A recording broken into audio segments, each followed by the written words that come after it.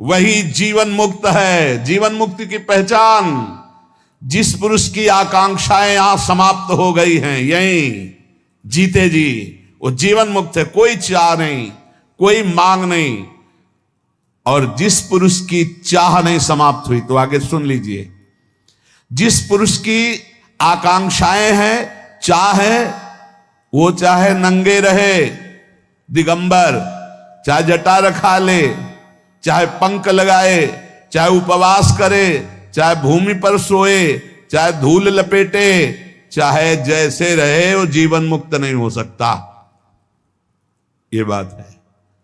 बाहरी इन क्रियाओं से जीवन मुक्तता नहीं देखी जाती। आकांक्षा रहित ब्रह्मभूता प्रसन्नात्मा, न सोचति न कांक्षति, न कोई सोच है न कोई चाह है। जो शतमार्गी है, चाहे उसके ऊपर रुपयों की वर्षा कर दो तो भी वो अपने शतमार्ग को नहीं छोड़ेगा। जैसे कामी पुरुष को भोगों से तृप्ति नहीं होती है, ऐसे भजनानंदी को कभी भजन से तृप्ति नहीं होती। जितने भी ब्रह्मा के रचे हुए भोग हैं, सब अल्प स्वाद वाले, परिणाम में दुख देने वाले हैं। इसीलिए विवेकी साधक कभी भोगों में रति ना करके सम्यक रूप से तृष्णा का नाश करके भगवान का भजन करता है। राग के समान अग्नि नहीं, जला डालेगा। द्वेष के समान मल नहीं, भजन में बाधा पहुंचा देगा। पराई निंदा के समान दुख नहीं, मत करना, नहीं तो दुख में फंस जाओगे। दूसरे को दुख देने के समान अशांति नहीं। अगर दूसरों को दुख दिया तो तुम स्वयं अशांत हो जाओगे। उपासक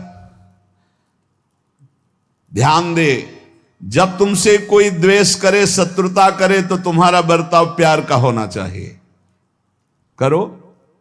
साधु मार्ग में चलने वाले, चाहे गृहस्थ हो चाहे विरक्त, जब तुमसे कोई कटु व्यवहार करे, द्वेष दुश्मन का व्यवहार करे, तो तुम उससे पहले बोलो राधे राधे। वो भले गाली दे, तुम ऐसे बोलो। तुम्हारा व्यवहार प्यार का होना चाहिए। जो तुम्हारा अनिष्ट करे उसे तुम आशीर्वाद दो। देखो भगवान के पार्षद का स्वभाव। जो तुमसे घृणा करे उसका तुम मंगल सोचो। जो तुम्हारी निंदा करे, तुम प्रभु से प्रार्थना करो कि उसकी बुद्धि शुद्ध हो। यह है भगवत मार्ग। कितनी कठिन है। जो हमसे दुश्मनी करे उससे हम प्यार से झुक के बात करें। जो हमारा बुरा चाहे उसको हम आशीर्वाद दें।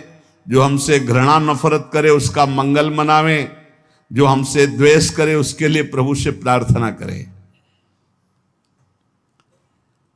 थोड़ो खाई तो कल्पे झलपे, घणो खाई कै रोगी।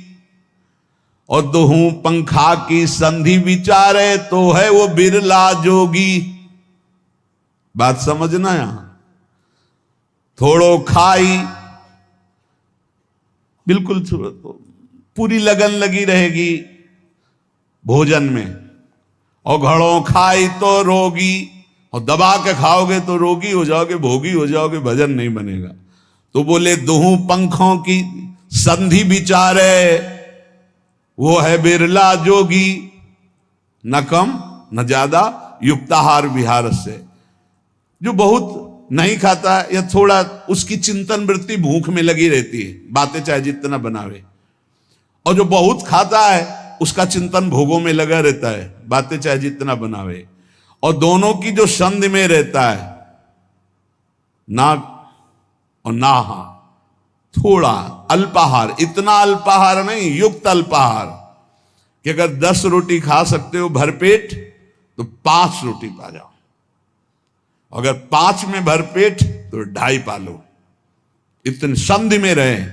थोड़ा खाई तो कल्पे झलपे, उसी का चिंतन। और घड़ों खाई तो रोगी। और दोहू पंखों की संधि में, तो वो है बिरला जोगी। जो दोनों संधि में, अर्थात ना भूखा और ना छका। देखो जिनको उपवास का नियम दिया है, जिन्होंने उपवास का नियम लिया है, वो ध्यान दे दें। उनका चिंतन भोजन का नहीं होना चाहिए। अगर भोजन का चिंतन हो रहा है तो फटाफट रोटी दाल बनाओ और भोग लगा के पालो और खूब भजन करो। हमारा उद्देश्य है कि आपके पेट में हल्का आहार जाए और आप रात दिन मंत्र जप करो। इसके लिए उसका चिंतन न बने कि काश दाल रोटी ऐसे, तो पालो पालो और भजन में लगो, श्री जी के चिंतन में लगो। और अगर ऐसे चल रहा है तो बहुत अच्छा है, बहुत अच्छा है। अवधू रहिबा हाटे बाटे रूख बिरक की छाया, तजिबा काम क्रोध और तृष्णा ये संसार की माया। ऐ अवधूत साधु, बाजार में हाट में बाजार में या वृक्ष के एकांत क्षेत्र में, दोनों में तुम्हारी समान बुद्धि होनी चाहिए। बीच बाजार में बैठा तो समाधिस्थ और एकांत में बैठा तो समाधिस्थ, ऐसी स्थिति वाला। संसार की ये माया काम क्रोध लोभ मोह बीच समाज में रहते हुए भी तुझे ग्रसित न कर पाए, चाहे एकांत हो या समाज, दोनों में तेरी स्थिति एक जैसी हो। हबक न बोली वो ठबक न चली वो, धीरे धरि बा पावो, गरम न करी वो सहजे रही वो, भड़ंत गो रख राऊं। कह रहे कि मचल के नहीं, गंभीरता पूर्वक पैर, एक साधु एक एक पैर संभाल के रखता है, कोई जीव न मर जाए, उसकी चाल अलग होती, आराम आराम, हबक ऐसे नहीं। और जब बात करना है तो एकदम उतावले होकर के नहीं, बहुत गंभीरता पूर्वक शांत विचार पूर्वक बोलिए। ये योगी के लक्षण है। हबक न बोली वो ठबक न चली वो, धीरे धरिबा पाऊं, आराम आराम से नाम जप करते हुए पैर रखो। बिल्कुल ऐसे उतावले होकर बोलने मत लगो और ठबक मचलते हुए नहीं चलना चाहिए। नहीं, साधु का चाल होती है, ग्रीवा झुकी हुई गंभीर मुद्रा, एक एक कदम आराम से चल। गर्व न करिबो, किसी भी प्रकार का गर्व नहीं होना चाहिए। भेद न कहना, अपने हृदय की बात किसी को न बताए। कह रहे कि अपने हृदय के सहजे रविवा, भड़ंत गौरव राम। गोरखनाथ जी कहते हैं, मैं जो आपको आंतरिक वृत्ति बता, अपनी स्थिति कभी किसी से बताए ना। बोलते नहीं वो, कुछ बहुत गंभीर रहते हो, लगता है भजन में रहते हो। पीड़ा है ना तो उसी में चिंतन में रहते हैं, बहुत पीड़ा है उसी में लगे रहते। क्या पीड़ा है, जाओ यार प्रपंच कर चल, आप पूरा तुम्हें इतिहास बतावे, चलो यहाँ से ऐसे। और एक तो साधु की दृष्टि में दम होना चाहिए, जल्दी कोई बातें नहीं करेगा। अपने स्वरूप में हो तो कोई बात नहीं कर सकता। मन में रहणाम भेद न कहणाम, बोलिया अमृत बाणी। गोरखनाथ जी कह रहे मन में रहना अंतर्वृत्ति, भेद न कहना। क्या साधना कर रहे हो, क्या गुरु ने उपदेश किया, कभी किसी से न बताए। अपने साधन को कभी किसी से न बताए। बोलिवा अमृत वाणी, जब बोले तो अमृत शब्द बोले। नाम लीला गुण ये अमृत शब्द है। अगिला अग्नि होइबा अवधूत तो आपन होइबा पानी।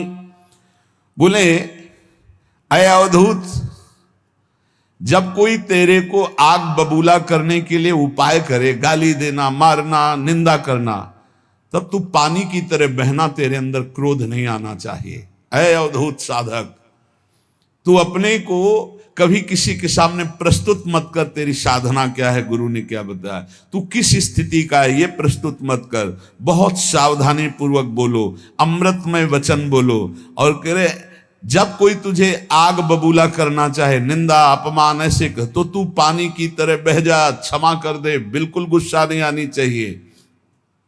गोरख कहे सहुड़े अवधू जग में ऐसे रहना, आंखें देखिबा काने सुनिबा मुखते कछु न कहना। नाथ कहे तो आपा रोपो हट करी बात न करना, यहु जग है कांटे की बाणी देख देख के धरना। गोरखनाथ जी कहते हैं तू संसार में दृष्टा मात्र है, इसलिए जब गाली दी जा रही, अपमान दिया जा रहा, अंतःकरण में जलन हो रही, तेरे में नहीं, तू दृष्टा मात्र साक्षी मात्र बना रहना।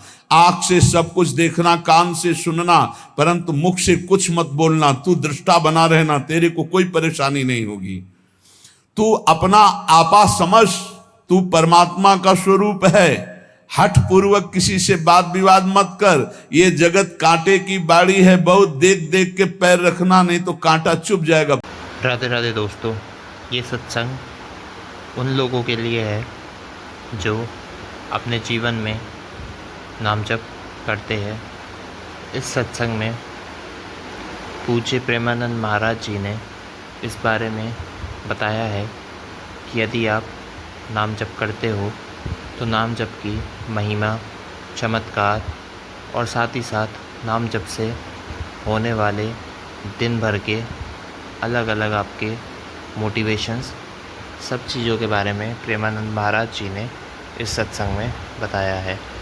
अगर आपको वीडियो पसंद आए तो वीडियो को लाइक करिएगा, शेयर करिएगा, कमेंट में राधे राधे लिखिएगा। साथ ही साथ इस वीडियो से रिलेटेड और बाकी जितने भी सत्संग आपने इस चैनल पर या किसी भी चैनल पर देखे हो, उससे रिलेटेड विचारों को कमेंट के माध्यम से ज़रूर प्रकट करिएगा, ताकि बाकी लोग भी आपके विचारों को जानकर यदि उन्हें सही लगे तो अपने जीवन में उतार पाए, और यदि सही नहीं लगे तो आपको आपके विचारों पर समझा पाए, ताकि आपका जीवन बेहतर हो पाए। आप चाहें तो चैनल को सब्सक्राइब कर बेल आइकन यानी कि नोटिफिकेशन का बटन भी ऑन कर सकते हैं, जिससे इस चैनल पर जो भी वीडियो और सत्संग अपलोड होते हैं उसका सबसे पहला नोटिफिकेशन आप तक पहुंचेगा और आप पूज्य प्रेमानंद महाराज जी के उच्च विचारों को जानकर अपने जीवन में उतार पाएंगे। साथ ही साथ नाम जप के लिए मोटिवेशन पा पाएंगे, अपने जीवन को मंगलमय बना पाएंगे और धन समृद्धि से भी अपने जीवन को लाभ में ला पाएंगे। चलिए दोस्तों, तो हम लोग चलते हैं आगे। हम लोग ऐसे ही एक दिलचस्प सत्संग में मिलेंगे। तब तक के लिए नाम जप करिएगा, इस चैनल पर बाकी सत्संगों को देखिएगा और प्रेमानंद महाराज जी के उच्च विचारों को भी कमेंट्स के माध्यम से बताइएगा। चलिए दोस्तों, राधे राधे।